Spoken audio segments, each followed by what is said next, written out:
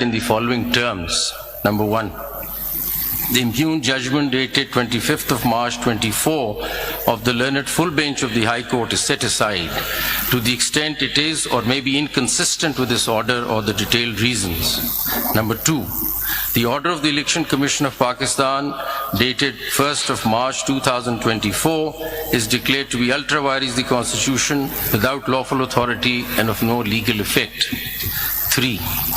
The notifications of various dates whereby the persons respectively mentioned therein, being the persons identified in the Commission's notification dated 13th of May 2024, have been declared to be returned candidates for reserved seats for women and minorities in the national and provincial assemblies, are declared to be ultra vires the Constitution, without lawful authority and of no legal effect, and are quashed from 6th of May 2024 onwards, being the date an interim order was made by the court in CPLA number 13289 of 24, the leave petitions out of which the instant appeals arise. 4.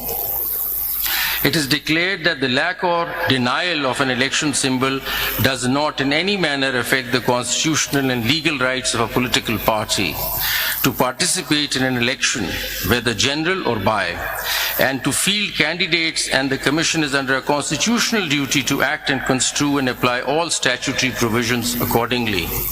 Number 5.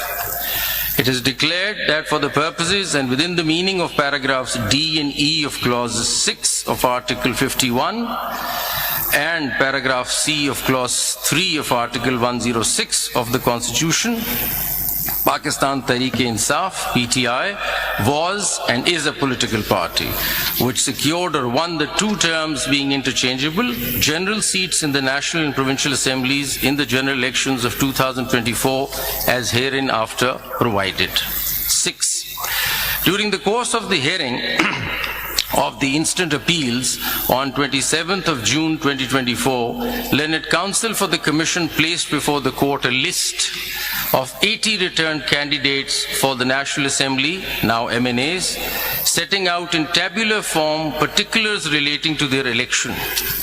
Learned Counsel made a categorical statement that the Commission stood by the data so provided to the court. In particular, the list contained 3 columns marked as follows. Number 1, statement on nomination form given in declaration and oath by the person nominated, that is, I belong to.